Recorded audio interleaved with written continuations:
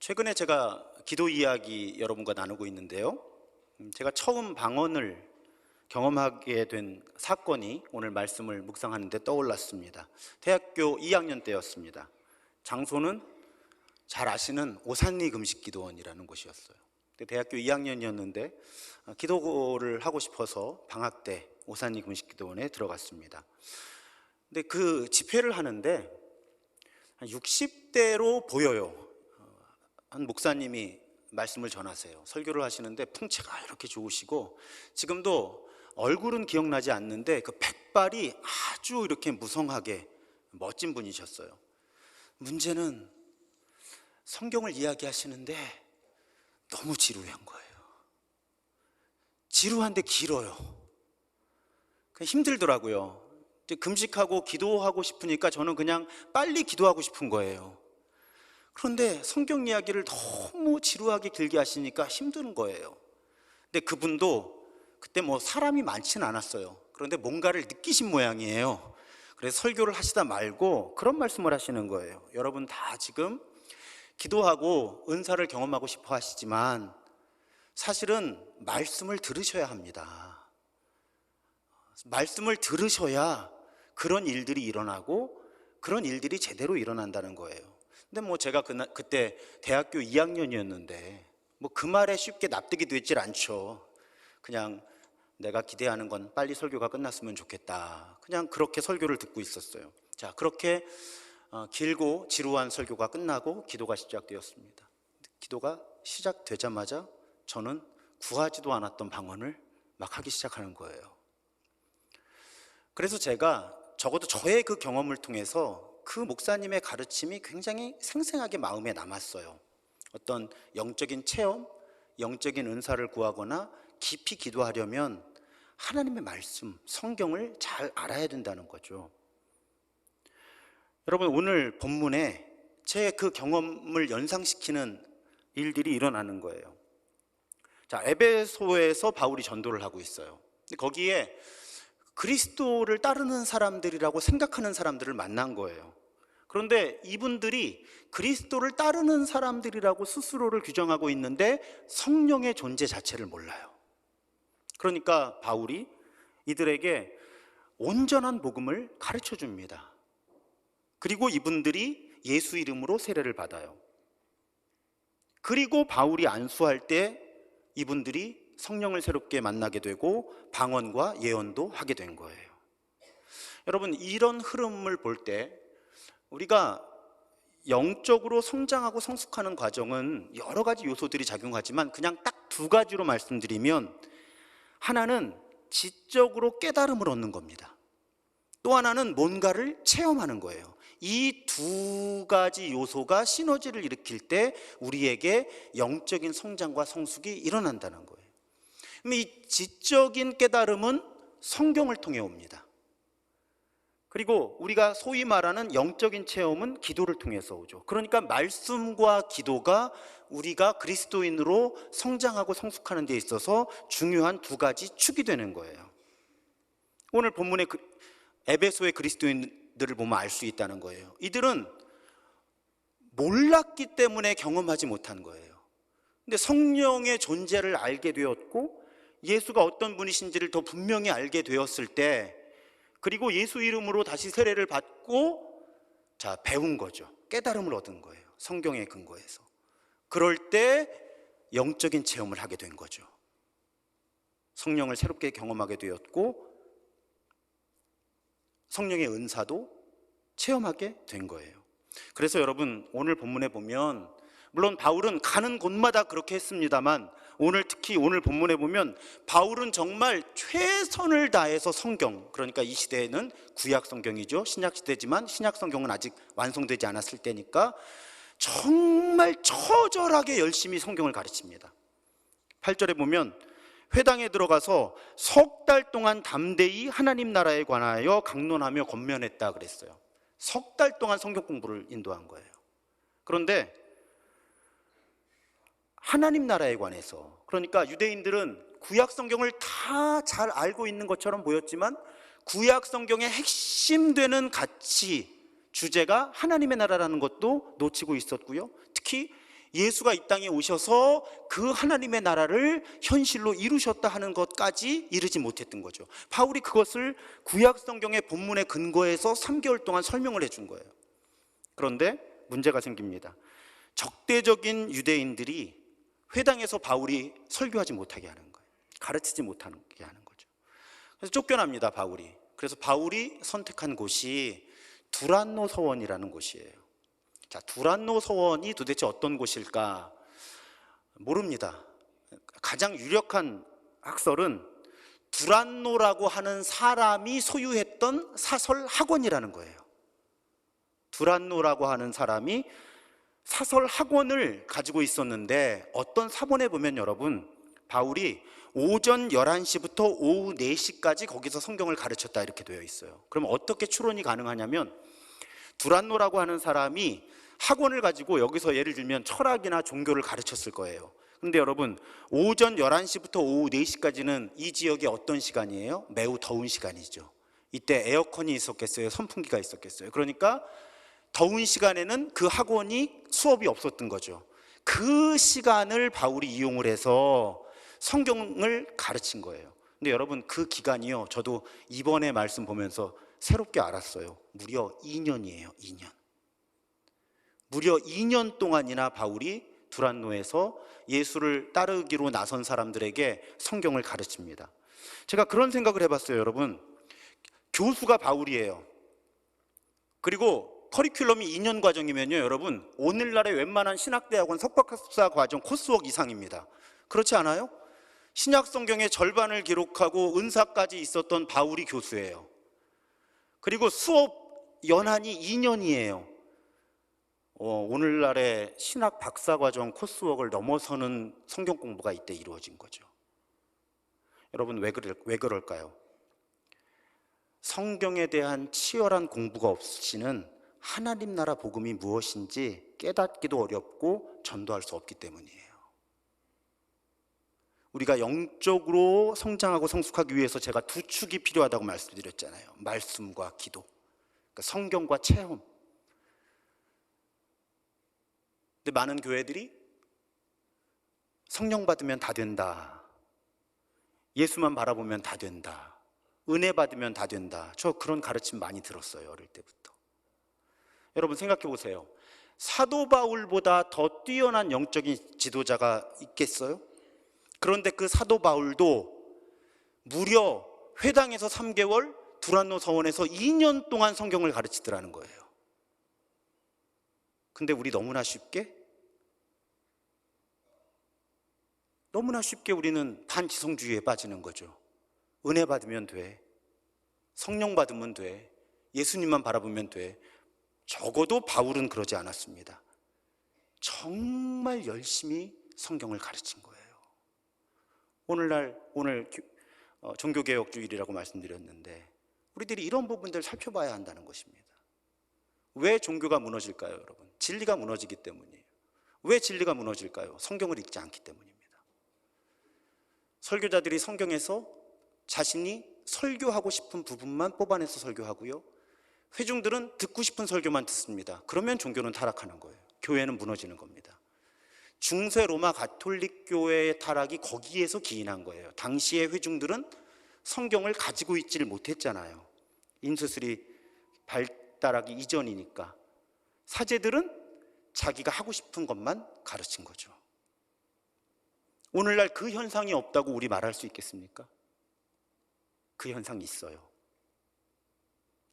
제가 설교자이기 때문에 잘 압니다. 제가 하고 싶은 설교만 하고 싶은 욕심이 제 안에 있어요. 어떻게 하면 사람이 조금 더 모이게 할 수 있을까에 대한 압박이 제 안에 있습니다. 그러니 제가 알죠. 제가 설교자니까, 당사자니까. 그런데 우리의 진정한 영적인 성장과 성숙, 그리고 진정한 교회의 교회됨은 성경을 정직하게, 꼼꼼하게, 철저히 읽어내는 태도가 있어야 가능해진다는 거예요. 우리 교회가 여기에 집중하는 교회죠. 자, 하나님께서는 이런 바울을 통해서 여러 표적이 일어나게 하세요. 본문 12절에 보면 심지어 사람들이 바울이 몸에 지니고 있는 손수건이나 혹은 이제 뭐 천막 만드는 일을 했으니까 앞치마 같은 거 작업할 때 했겠죠. 그런 거 갖다가 아픈 사람 위에 얹기만 해도 병이 낫고 또 악한 귀신이 쫓겨나는 그런 일들이 일어납니다. 그러니까 또 어떤 사람들이 등장해요? 흉내쟁이들이 등장을 합니다. 그래서 예수가 누구인지도 잘 몰라요. 그냥 바울과 일행이 하는 걸 보니까 예수 이름으로 뭘 하다 보니 뭐가 이렇게 초자연적인 이적이 일어나는 거죠. 그러니까 이 사람들이 흉내를 냅니다. 그랬더니 악한 영은 알아보는 거죠. 악한 영들이 뭐라 그래요? 야, 내가 예수도 알고 바울도 아는데 넌 뭐냐? 그리고 악한 영들이 이제 공격하는 그런 일들이 일어나는 거예요.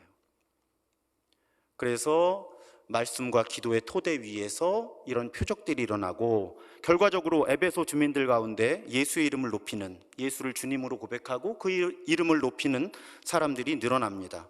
근데 여러분, 믿음은 눈에 보입니다.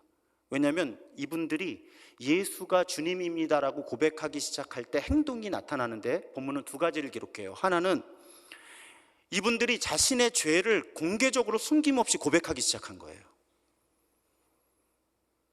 또 하나의 사건은 주술하는 사람들이 책을 모두 가지고 와서 사람들 앞에서 태워버립니다. 그런데 본문이 그 금전적인 가치를 기록하고 있어요. 은화 5만 드라크마. 자, 고대 동전이기 때문에, 화폐이기 때문에 정확한 계산이 어렵습니다. 그런데 만약에 학자들의 계산에 따라서 이 드라크마가 당시 노동자들의 하루 일당이라고 하면 여러분, 오늘날 화폐 가치로 환산하면 얼마일까요? 일당 5만 원으로 환산해도 25억 원이에요. 오늘날 화폐 가치로. 괜히 성경이 5만 드라크마라는 숫자를 기록한 게 아니에요. 여러분, 더군다나 이 시대를, 오늘날 책을 생각하시면 안 돼요. 이 시대의 책은 정말 귀한 거였어요. 이건 고가품이에요. 책이라고 하는 게 이 시대에. 그 책 수십억 원어치를 주술하는 사람들이 태워버리는 거예요. 지금 자기들이 이걸로 먹고 살아야 되는데. 여러분 보세요. 믿음은 눈에 보여요. 거꾸로 말씀드리면 눈에 보이지 않으면 믿음이 아닐 수 있어요. 믿음은 행동이 증명한다는 말이 있잖아요. 예수를 그리스도로 주님으로 정말 고백하게 된 사람들은 그렇게 하라고 하지 않아도 공개적으로 자신의 죄를 숨김없이 고백했고요, 수십억 원어치 자신들의 삶의 도구가 되는 것들을 다 불태워버린 거예요. 여러분, 근데 이런 사건이 성경에만 기록되어 있질 않아요. 정말 예수가 누구인지를 알게 되면 그전과는 똑같이는 못 사는 거예요. 그러니까 내가 예수를 알고 믿는다고 고백은 하는데 삶이 예전하고 똑같으면 사실은 나는 예수를 알고 있는 게 아니에요. 믿는 게 아닙니다. 성경에만 이런 사건이 일어난 게 아니라 우리나라도 예를 들어서 1907년에 평양 대부흥운동이 일어날 때 사람들은 공개적으로 자신의 죄를 막 고백하기 시작한 거예요. 집회하다 말고. 그게 믿음의 표현이에요. 자, 그런 일들이 일어나는데 그럼 지금 분명히 하나님께서 이끄시는 부흥이 일어나고 있는 거예요. 그럼 좋은 일이잖아요. 근데 좋지만은 않아요. 오늘 본문 23절에 보면 그때쯤 되어 이 도로 말미암아 적지 않은 소동이 있었다, 이렇게 기록이 되어 있어요. 자, 이 소동이 왜 일어났는가? 본문에 한 가지 사건이 기록되어 있습니다. 이 하나님 나라 복음이 전파되는 것을 중단하려고 움직인 사람들이 있었어요. 어떤 사람들이었는가 하면 달의 여신 아데미 여신, 그 아데미 여신하고 관계된 신상이나 여러 가지 모형들을 제작하는 전문가들, 주로 은을 이용해서 세공하는 사람들이었어요. 은을 세공해서 우상과 혹은 우상 제사와 관계된 여러 가지 물건들을 만들어내는 사람들. 근데 이분들이 장사가 안 되잖아요. 이제 영업 이익이 줄어들기 시작하잖아요. 매출이 줄어들기 시작하잖아요. 가만히 있질 못한 거예요. 주동자가 데메드리오인데 이분이 이제 우리들의 수입이 준다 이렇게만 얘기하면 좀 궁색하잖아요. 자꾸 의미를 부여하는 거예요. 어디까지 의미를 부여해요? 이제 이 위대한 아데미 여신의 지위까지 흔들리고 있다, 이 사람들이 전하는 도 때문에 지금 우리의 종교가 흔들리고 있다, 가만히 있을 수 없다, 이렇게 선동을 하는 겁니다. 정말 종교적인 이유가 먼저였는지 경제적인 이유가 먼저였는지 저는 아무리 생각을 해봐도 경제적인 이유가 먼저였던 것 같아요. 근데 이제 어쨌든 이 관계된 업종의 사람들이 전부 들고 일어난 거죠. 그래서 이 사람들이 에베소 사람의 아데미 여신은 위대하다, 이런 구호를 외치면서 바울과 함께 복음을 전하는 사람들을 잡아서 이제 집회를 하고 소요를 일으킨 거예요. 시위를 합니다. 결국은 공권력이 개입을 해요. 그래서 이 시위를 불법이라고 규정하고 너희들이 정말 문제가 있다면 정식 사법 절차를 밟아라, 이렇게 결정을 하면서 이 일은 일단 마무리가 됩니다. 근데 여러분 보세요. 지난 16장에, 우리 사도행전 16장에서요, 바울이 어떤 여성 노예에게서 귀신을 내어 쫓았잖아요. 좋은 일을 했잖아요. 그런데 그 좋은 일 때문에 경제적인 손해를 입은 사람들이 이 바울을 모함하고 고소해서 바울은 감옥에 갇힐 뿐만 아니라 고문까지 당하죠. 그 일이 지금 이 지역에서는 한 개 업종이, 16장에서 귀신을 내어 쫓을 때는 그냥 그 귀신 때문에 이 여종이 점을 쳐서 돈을 벌었는데 그 이익을 가로채던 주인들만 문제였지만, 지금은 은을 세공해서 우상을 만들거나 그와 관계된 일을 하는 업종 전체가 들고 일어난 것입니다. 그러니까 여러분 가만히 보면요, 복음이 전파되면, 자, 어떤 사람들은 지금 수십억 원어치의 생계에 아주 필요한 책을 불태우고 있고요, 어떤 사람들은 한 개 업종이 다 일어나서 지금 시위를 벌이는 거예요. 자, 이 사건의 의미가 분명해지죠. 여러분, 진짜 복음은 갈등을 일으킵니다. 진짜 복음은 소동을 일으켜요. 소동이 일어나지 않으면 어쩌면 그 복음은 반쪽 복음, 가짜 복음일 수 있다는 거예요. 진짜 복음이 전달되면 갈등이 일어나고 소동이 일어납니다. 예수님께서도 그렇게 말씀하셨거든요. 마태복음 10장 34절에 보면 너희는 내가 세상에 평화를 주려고 온 줄로 생각하지 말아라. 평화가 아니라 칼을 주려고 왔다. 여러분, 이 본문만 딱 보면 이해가 안 됩니다. 아니, 예수님이 평화를 위해 오셨지, 주는 평화 막힌 담을 모두 허셨네잖아요. 그런데 예수께서는 내가 세상에 평화를 주러 온 것이 아니라 칼을 주려고 왔다고 말씀하셨다는 거죠. 서로 싸우게 될 거다. 심지어는 가족들끼리도 서로 싸우게 될 거다. 자, 예수께서 이 말씀을 왜 하셨을까요? 자, 예수님은 이 땅에 평화를 주러 오셨어요. 그런데 그렇게 예수님이 이루어 주시는 평화를 모두가 좋아하지 않아요. 그러면 그 평화를 원하지 않는 사람들은 그 평화에 저항하게 되죠. 그럼 갈등이 일어날 수밖에 없고 싸움이 일어날 수밖에 없는 거예요. 그래서 예수께서 내가 평화를 주러 온 것이 아니라 칼을 주려고 왔다고 안타까워하신 거죠. 여러분, 누군가가 오늘 본문에 보면 소동이 일어나잖아요. 누군가가 정말 복음을 알게 되고 그 복음대로 살기 시작하면 소동이 일어나는 거예요. 누군가가 정말 예수가 나의 주님입니다, 나의 왕이십니다, 정말로 고백하면 그전하고 똑같이 못 살거든요. 삶이 바뀌는 거예요. 그런데 그 삶의 변화를 불편해하는 사람이 있을 수밖에 없다는 거죠. 그것이 예수님의 말씀이기도 하고 오늘 사도행전 본문이 증언하는 거예요. 근데 여러분, 그 갈등과 긴장이 종교 영역에서만 일어나지 않는다는 거예요. 종교 영역에서만 일어나지 않는다는 겁니다. 진짜 복음은 결코 종교 영역에만 갇혀 있지를 못해요. 아까 1907년 평양 대부흥운동 말씀드렸잖아요. 진짜 회개, 진짜 회심을 경험한 사람들은 예전하고 똑같이 못 살겠는 거예요. 그래서 공개적으로 자신들의 죄를 회개했을 뿐만 아니라 삶의 방식을 바꾸기 시작합니다. 그래서 기록에 보면 그동안 저울을 속였던, 상거래를 할 때 이 저울을 속여서 정당하지 못한 이익을 추구했던 사람들이 그 거짓된 관행을 바꾸고요, 심지어 배상까지 해주었다 하는 기록이 있어요. 정말 예수를 만나고 보니까 그동안은 아무런 가책을 주지 않았던 일들이 가책을 주는 거예요. 바로 잡아야 되겠다. 그런가 하면 당시 기록에 보면 유흥업소들이 줄줄이 폐업했답니다. 근데 이건 정말인지 아닌지 모르겠어요. 제가 원자료를 본 건 아니니까. 이때 기록에 보면요, 쉽게 예를 들어 드리면 이제 술집에 술을 마시러 갔는데 문이 닫혀 있고 뭐가 붙어 있는 거예요. 근데 거기에 이렇게 쓰여 있었다고 합니다. 폐업함, 주인이 어젯밤에 회개했음. 사실인지는 몰라요. 제가 그 원자료를 본 건 아니니까요. 그냥 평양 대붕운동과 관계된 여러 글들을 보다 보니까 술집 앞에 폐업함, 어젯밤 주인이 회개했음, 뭐 이렇게도 붙어 있었다는 얘기도 있어요. 그럼 보세요. 정말 예수를 만나면요, 그대로는 못 사는 거예요. 너 바꿔, 너 죄인이야, 이럴 필요가 없는 거죠. 자기가 찾게 되는 거예요. 그것은 성경의 기록이기도 하고 우리 세상에서 과거에도 있었고 지금도 일어나는 현상이라고 하는 것입니다. 그래서 여러분, 어떤 한 사람이, 어떤 개인이 진짜로 회심을 하면요, 그 회심은 공동체로 전염이 돼요.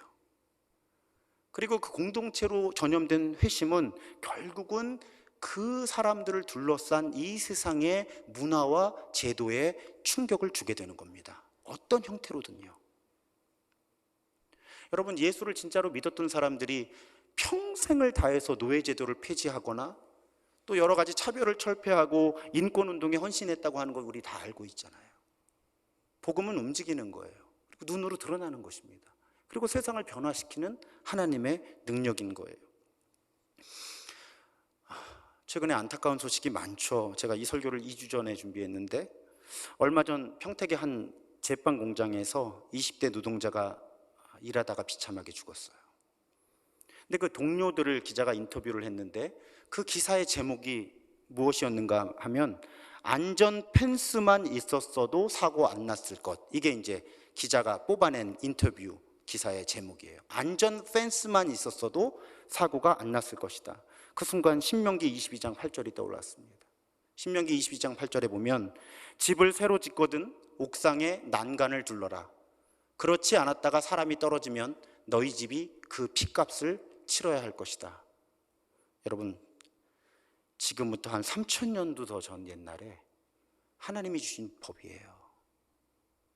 하나님이 주신 법이에요. 안전조치를 충분히 취하지 않아서 누군가 생명을 잃으면 하나님은 안전조치를 충분히 취하지 않은 사람들에게 책임을 묻겠다고 하신 거예요. 안전조치를 철저히 하게 하라고 3000년 전에 하나님이 명령하신 거예요. 근데 여러분, 만약에 어떤 그리스도인이 일터에서 이런 부당한 관행을 봐요. 가만히 있기가 어려운 거예요. 근데 그러면 어떤 일이 일어나요? 돈을 너무너무 사랑하는 분들, 그분들하고 충돌할 수밖에 없는 거예요. 갈등이 생길 수밖에 없는 거예요. 그런데 여러분, 갈등이 생길 수밖에 없다는 것까지는 우리가 받아들여야 된다는 거예요. 그 갈등 속에서 내가 어떤 행동을 할 수 있느냐는 그 다음 문제고요. 갈등이 일어날 수밖에 없다는 것입니다. 그런 생각 해봐요. 여러분, 기독교 기업이라는 게 뭘까요? 소유주가 기독교인이면 기독교 기업일까요? 주의를 철저하게 쉬면 기독교 기업일까요? 아니면 경영진이나 사원 중에 그리스도인이 많으면 기독교 기업일까요? 아니면 영업이익의 11조를 철저하게 계산해서 드리면 기독교 기업일까요? 무엇보다도 공의와 사랑이라고 하는 하나님 나라의 원리가 그 경영 방침 속에 들어가 있어야 기독교 기업인 거예요.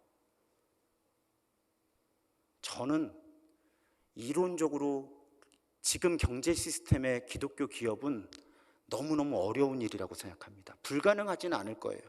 하지만 대기업은 불가능할걸요. 기업은 수익을 내야 되잖아요. 근데 하나님 나라의 가치는 수익이 아니거든요.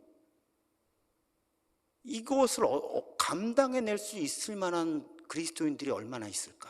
지금의 경제 시스템에서. 여러분, 우리의 영적 전쟁은 결코 우리의 마음속에서만 일어나는 현상이 아니라고 제가 이 사도행전에서도 계속 그런 본문들이 드러나니까 말씀을 드리죠. 에베소서 6장의 가르침이죠. 우리의 싸움은 인간을 적대자로 상대하는 것이 아니라 통치자들과 권세자들과 이 어두운 세계의 지배자들과 하늘에 있는 악한 영들을 상대로 하는 것입니다.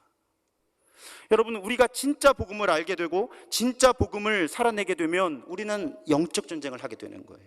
그리고 그 전쟁은 우리의 마음속에서만 일어나는 것이 아니라 이 세상의 정치, 경제, 사회, 문화, 종교의 모든 영역의 제도와 문화에 파고들어서 일하는 사탄과의 싸움이라는 것입니다. 악한 영과의 싸움이라는 거예요. 구약학자 김효건 교수가 오늘 본문을 해석하면서 책에 이렇게 썼더라고요. 복음은 타락한 문화와 대적할 수밖에 없고 그 문화를 대적함으로써 존재하는 대항문화 혹은 대안문화 혹은 대조문화가 될 수밖에 없다. 말이 어려운가요? 그럼 이렇게 설명드릴게요. 누군가가 정말 예수를 왕이라고, 예수를 주님이라고 고백하게 돼요. 그리고 자기 삶의 자리로 가요. 그럼 분명히 대조되는 일들이 나타나기 시작한다는 거예요. 뭔가 달라. 근데 단지 대조만 되는 게 아니라 뭔가에 저항할 수밖에 없게 된다는 거예요. 이것은 하나님 나라 가치관에 옳지 않다. 그런가 하면 또 보다 건설적으로 말씀드리면 대안을 제시하는 그런 삶을 살 수밖에 없다는 거예요. 누가 예수쟁이가 되면. 예수쟁이가 됐는데 일상으로 갔는데 아무것도 안 불편해. 그럴 수는 없다는 거예요. 뭔가 나와 지금의 문화가 다르구나, 대조되는 부분을 느끼게 되고, 내가 이 관행은 받아들이기 어렵다, 대항하게 되고, 이런 일은 이런 방향으로 바뀌면 좋겠다, 대안을 생각하게 되는 진짜 예수쟁이들에게는 그런 일이 일어난다는 것을 성경 본문과 우리 교회의 역사는 분명하게 증언해주고 있다는 것입니다. 2024년에 세계 기독교계에 매우 의미 있는 모임이 한국에서 이루어져요. 2024년. 그 모임이 바로 제4차 국제 로잔 대회입니다. 국제 로잔 대회라는 모임이 네 번째 모임이 2024년에 한국에서 열려요. 근데 이 로잔 운동이 무엇인가 하면 1960년대에 서구 기독교가 매우 심각한 위기를 경험합니다. 교회가 무엇일까? 선교란 무엇일까? 그 토대가 흔들리는 경험을 해요. 세상이 세속화되면서. 그래서 교회 지도자들이 기도와 고민을 함께하기 시작합니다. 여러분들이 이름을 알만한 지도자는 미국의 빌리 그레함 목사라든지 혹은 영국의 존 스토트와 같은 신학자, 이런 사람들이 모임을 만들어서 대화하자. 도대체 교회가 무엇일까? 선교란 무엇일까? 전도는 또 무엇일까? 그 대화를 시작하죠. 그래서 첫 번째 모임이 1974년 스위스 로잔에서 모여요. 그래서 로잔 대회가 되는 거예요. 1974년, 여러분 2024년에 4차 대회고 1974년이 첫 번째 모임이면 50년 동안 네 번째 모이는 거니까 굉장히 의미 있는 행사라는 거 여러분 아실 수 있을 거예요. 이건 복음주의라고 부르는, 우리가 복음주의라는 개념도 매우 어렵지만 쉽게 말씀드리면 주로 보수적인 기독교인들이 모여있는 그런 모임이라는 거죠. 그런데 이분들이 이 로잔 대화를 시작하면서 내세웠던 매우 핵심적인 고백이 이것입니다. 로잔 언약의 6항에 보면 세계복음화는 온 교회로 하여금 온전한 복음을 온 세계에 전파할 것을 요구한다. 제가 최근에 이거 강의해요, 외부에서. 이 문장. 세계복음화는 온 교회로 하여금 온전한 복음을 온 세계에 전파할 것을 요구한다. 그러면 여기서 여러분, 온전한 복음, 어떤 의도로 이 로잔 언약에서 이 로잔 대화가 온전한 복음이라는 단어를 사용하기 시작했는가 하면 오늘 설교의 맥락에서 이해하시면 돼요. 복음 전도하고 그리스도인과 교회의 사회적인 책임이 결코 분리되어 있지 않다는 뜻이에요. 진짜 복음은, 온전한 복음은 우리의 복음 전도와 우리의 이 세상에서의 사회적인 책임을 모두 끌어안는다는 거죠. 이 둘이 결코 분리될 수 없다는 겁니다. 이걸 굳이 로잔 언약에서 이렇게 고백하는 이유가 뭘까요? 너무나 교회들이 이 둘을 쉽게 분리시키기 때문이에요. 성경을 정말 양심적으로 읽으면 결코 분리될 수 없는 것들이에요. 근데 교회는 너무나 쉽게 이걸 분리시켜 온 거예요. 그래서 이 세계, 이 지구상의 복음주의 영역에 속한 그리스도인들, 이 첫 번째 로잔 대회가 150개국에서 2,700명이 모입니다. 엄청난 대회인 거예요. 그래서 고백하는 것이 우리의 복음 전도와 우리의 사회적 책임이 결코 분리되어 있지 않다. 그렇게 고백한 겁니다. 50년 전에. 그것이 통합될 때 온전한 복음, 총체적인 복음이 가능하고 온전한 선교, 총체적인 선교가 가능하다. 이것이 50년 전에 세계 복음주의 교회들이 고백한 거예요. 근데 여러분, 이 대회를 유치하고 한국 교회들의 고민이 있어요. 정작 대회는 유치했는데 과연 한국 교회가 이 로잔 언약을 정말 그 본질을 이해하고 있는가? 여기에 많은 질문이 쏟아지기 시작한 거예요. 제가 알고 함께 동역하는 많은 분들이 그런 말씀 하시더라고요. 아직은 한국 교회가 이 로잔 언약을 제대로 이해하지 못한 교회들이 많다는 거예요. 그런데 이 대회를 한국이 치러야 되니까 한국 교회가 오히려 이 기회를 통해서 한국 교회가 정말 온전한 복음이 무엇인지에 대한 새로운 깨달음을 얻었으면 좋겠다. 제가 아는 많은 분들은 그렇게 고백하고 기도하면서 지금 이 일을 준비해가고 계세요. 여러분, 조금 격한 표현이 될지 모르지만 이해하십시오. 성경에 보면 거짓 예언자들이 많이 나와요. 근데 오늘날 거짓 예언자의 한 가지 유형은 여러분 자꾸 복음을 축소시키는 거예요. 자꾸 복음을 개인의 문제로 축소시키고요, 또 마음의 문제로 축소시키고요, 영혼의 문제로 축소시키는 거예요. 그런데 여러분, 우리 교회 1년에 한 번씩 성경 통독하는 교회잖아요. 내년에도 할 거예요. 매일 기도회 때 힘들어도 할 겁니다. 왜? 그래야 이 설교자가 가질 수 있는 편견을 최대한 줄일 수 있거든요. 정말 성경이 무엇을 말씀하고 성경을 통해 하나님이 무엇을 말씀하고 계시는가에 솔직하려면 성경을 전체적으로 읽어 내려가야 되거든요.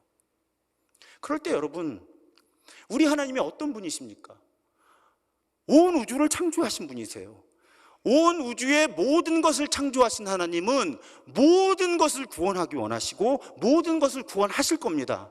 그러니까 여러분, 복음의 영역이 어디까지예요? 모든 곳이에요. 결코 복음은 우리 마음의 문제에만 영향을 미치는 것이 아닙니다. 결코 복음은 우리가 죽어서 우리로 하여금 천국 가게 하는 거기에 머물지 않는다는 거예요. 복음은 우리 개인의 영역에 머무는 것도 아닙니다. 온 사회를 구원하시는 하나님의 능력이에요. 나아가서 복음은 모든 창조 세계를 구속하시려는 하나님의 의지입니다. 우리가 알고 우리가 믿는 하나님이 정말 창조주라면 복음은 그 모든 것에 영향을 미치는 거예요. 그 모든 것에. 그래서 여러분, 어떤 설교를 들으실 때 그 설교가 자꾸 복음을 내면의 문제로 생각하게 한다든지 개인의 문제만 생각하게 하고 사회 구조를 강조하지 않는다든지 하면 그 복음은 매우 축소된 복음, 틀린 거라고 말씀드리긴 어렵지만 축소된 복음이라는 거예요. 그리고 우리가 축소된 복음을 갖게 되면 중세 로마 가톨릭 교회가 무너진 것처럼 무너집니다. 저는 오늘날 한국교회 위기가 신학의 위기라고 보는 거예요. 제가 자주 말씀드리잖아요. 나쁜 신학은 나쁜 실천을 만든다고요. 오늘 종교개혁주일에 하나님이 이 말씀 우리에게 주시는 거예요. 저와 함께 성경 공부하신 분들은 이제 상식적이잖아요. 여러분, 성경에 하나님 사랑과 이웃 사랑이 분리될 수 없는데 우리는 분리된 것처럼 배웠어요.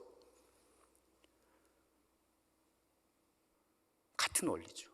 하나님은 우리의 영혼만 구원하시는 분이 아니죠. 최종적이고 완전한 구원이 일어날 때 여러분, 우리 몸이 구원을 받잖아요. 함께. 근데 우리는 영혼 구원이라고 하는 가치를 잘못 배웠죠. 성경을 읽다 보면 몸이 부활하는데, 몸이 함께 구원을 얻는 것인데, 이런 일들이 너무나 많은 거예요. 그래서 복음 전도와 우리의 사회적인 책임도 분리시켜 둔 거예요. 영혼만 구원을 받는다면 영혼 구원, 그냥 복음 전도만 해야죠. 그런데 하나님이 우리의 몸도 구원하시고 세상도 구원하시고 모든 창조 세계를 구원하기 원하신다면 우리의 선교는, 우리가 아는 복음은 모든 것에 영향을 미칩니다. 그래서 여러분, 진짜 복음을 통해 일어나는 진짜 부흥은 정치, 경제, 사회, 문화, 종교, 이 세상의 모든 영역에서 하나님의 나라가 드러나게 하는 거예요. 그래서 여러분, 담임 목사가 맨날 교인들을 이렇게 힘들게 해서 어떡해. 근데 어떻게 해요? 이게 진리예요. 여러분, 예수 제대로 믿으시면요, 힘들어요. 소동이 생기거든요. 여러분 가정에서, 일터에서 크고 작은 소동이 일어날 수밖에 없어요. 목사도 힘든데 여러분들 얼마나 힘드시겠어요. 그런데 어떻게 해요? 그게 복음인데. 그게 복음인데. 근데 여러분, 그렇다고 내일 대판하고 사표 쓰지 마시고요. 제가 늘 말씀드리지만 우리는 스파이라고 제가 말씀드렸잖아요. 하나님 나라 스파이. 그러니까 내일 걸리지 마세요. 스파이인 거. 여러분 삶의 자리에 하나님의 나라가 스며들게 하는 게 우리의 사명이지, 걸려서 쫓겨나면 거기 못 바꿔요. 그러니까 여러분 걸려서 쫓겨나지 마시고 하나님 나라 스파이답게 잘 스며들어가서 거기서 살짝 바꿔나가는 거예요. 물론 때로는 어떤 부르심을 가진 분들은 시위를 해야 하기도 하고 그런 부르심도 있어요. 하지만 우리들 대부분은 하나님께서 우리를 보내신 삶의 자리에서 안 걸리고 슬그머니 스파이 노릇을 잘 하는 거예요. 거기가 알게 모르게 하나님 나라의 공의와 사랑이 스며들 수 있도록. 제가 좋아하는 표현 있잖아요. 진리를 사랑에 담아. 진리를 사랑에 담아 우리는 우리 삶의 자리에서 그 소동들을 분별력 있게 감당해내는 거죠. 확 부딪히고 그만두는 거는 하수예요. 거기서 슬그머니 바꿔나가는 거예요. 하나님의 나라가 이루어지도록. 그것이 오늘 하나님이 찾으시는 사람들이 그런 사람들이에요. 그런 사람들입니다. 사랑하는 여러분, 우리가 진짜 예수쟁이가 되어가고, 그래서 우리 때문에 이 세상에 슬금 하나님의 나라가 확장되는, 더 많은 사람들뿐 아니라 모든 피조 세계가 우리를 통해 하나님의 구원을 경험하게 되기를 주님의 이름으로 축복합니다.